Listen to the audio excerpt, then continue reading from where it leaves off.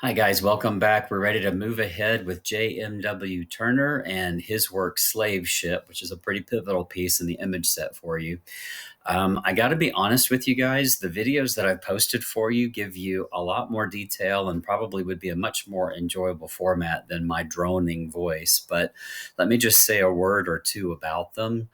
I was really hopeful that I had thought to grab this very first video for Slave Ship, the JMW Turner National Gallery of Art video, but I neglected to do that the day we were back on campus. It's not a great video quality, but in 30 minutes, you get the broad sweep of Turner's life. And it's important that you understand that and recognize Turner was a very young prodigy. He's invited into the academy at like age 25. And that is really unheard of. You usually only get that invitation once you've had a lifetime of trial and error. So he's marked out as a prodigy. That little video goes through the span of his career and life and helps you understand why Slave Ship is such a pivotal piece of work. The Simon Schama video is good, but it is long. It's a full-length 58-minute drama documentary that basically focuses on the work, The Slave Ship. So it's like Turner's work. It's a bit emotive and a bit, I don't know, it's not as filled with information as you might like to get out of an hour, but it does a lot to help recreate the environment of going through and living through one of his paintings, which he used to always say was about atmosphere. So these are much better than what I'll probably end up doing, but there are some things I want to highlight. I'm going to be brief, I promise, as we go through this. Let me get rid of my face and we will move ahead by looking at some sample works. Now, J.M.W. Turner, Joseph Mallard William Turner, is basically a painter like no other. If you compare his work to, say, Thomas Cole, or to any of the landscape painters that have come before, you're going to see that he's willing to break the rules for depiction. He's willing to go for a unique sensation he wants to accomplish in atmosphere. Less specificity is better in his idea because that is what he's trying to paint, a sense or a feeling of being there. This is the burning of the Houses of Parliament, an event that you'll find out a little bit later as you look at the palaces of Westminster. This is in 1834, and it's a tragedy that will reshape the very seat of government in London. But Turner was so enamored of the blending of colors, the mixing of the bright oranges and golds of the fire with the reflections in water and the more turbulent grays and blues of the smoke that was created. He thought it was a prime opportunity to do what he did best, and that was to paint unique atmospheres. Turner will also be drawn to the city of Venice, where sky and water meet. So there's a large part of his career that's dedicated to nothing but scenes of Venice. Now, initially, when Turner emerges, he saves himself the whole discussion on whether or not landscape can be as important as history painting by doing little tricks like this, right? He wants to show the storm coming up over the Swiss Alps that he's experienced on many of his travels to Italy, but recasts it as the celebration of Hannibal crossing the Alps in the midst of a storm. Now, here's the deal. This is roughly right after the era of the Napoleonic Wars, right? Napoleon is now exiled. He's living in Elba. The British are victorious, and they see themselves as being, superheroes almost. So Turner uses this opportunity to also take a jibe at Napoleon. Hannibal is the man who crosses the Alps. Napoleon follows later, right, with his famous portrait. And what we see here is a classical retelling of the story where the troops of Hannibal are almost submerged into a storm, which is so strong and so powerful, it threatens to dwarf out the sun. That is not the moon, that is the sun. Um, Right down below the sun, I don't know if you guys can see it. There is an elephant. Hannibal's Crossing was on elephants, and there's a little bitty man right there. Well, that's supposed to be Hannibal, and it's also supposed to be a reference to how nature could dwarf somebody as small as Napoleon, who was reputably short in stature, right? So Turner uses the opportunity to make fun of a contemporary situation, hide it in a classical story and element, and basically explore the elements of nature in his artwork the way that he would like to. I want you to remember this color, yellow. During this time, one of the innovations in tube paint was cadmium yellow, and Turner thought it was the best color. Some people even accuse him of having yellow fever as a joke, haha, and that he tries to find a way to use it in just about every composition that he can. So Turner's sunsets are typically pretty epic, and that's what we find in the Slave Ship. Um, I also want you to add to your notes, guys, his painting process. Turner leaves parts of his composition unmodeled or unblended. He thinks the purity of the color is first and foremost. So, right where you see the sun in this composition, I want you to kind of take a closer look. What you're seeing is pigment that's been directly applied to canvas. It hasn't been like mixed up with another color or shaded away. And you're seeing some rough edges of that bright white in the midst of the cadmium yellow that he's using for the sunset, right? It might be a little clearer if I leave the PowerPoint for just a second and borrow my good friend Wikipedia, because that's where I got a better close up here. Can you guys see this? If I scan across this thing, do you see how rough the texture is on the canvas? Text Turner basically had a process that he called scuttling, and he would put globs of paint on that little hot spot and then take a palette knife and blend them in without using a brush.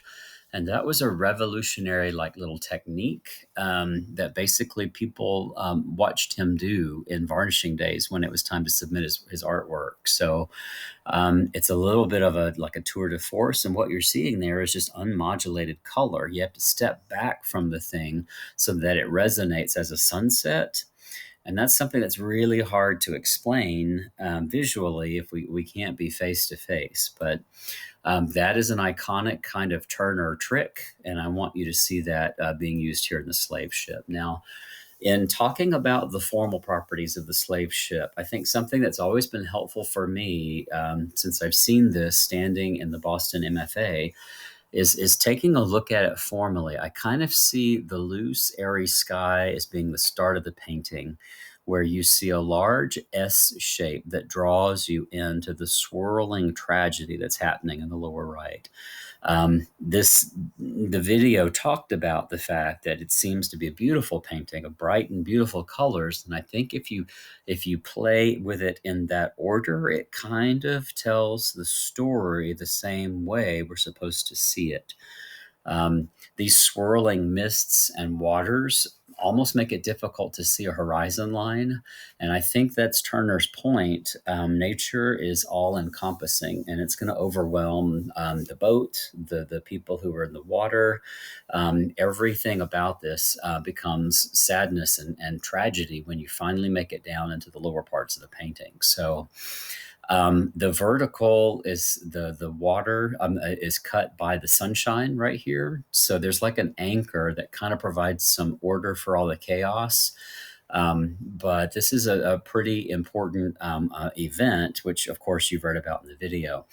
Slavers typically, in order to collect the insurance when they got to port, couldn't show up with goods that were sick or ill. They would claim they would get nothing for their effort in bringing the cargo to land. So whenever threatened by a ship, they would throw the cargo overboard, and they could technically call that quote, quote, cargo lost at sea. That earned them a payment from the insurance company. So that was more advantageous and profitable than actually bringing in a ragtag bunch of slaves who would not be able to work their worth in the field.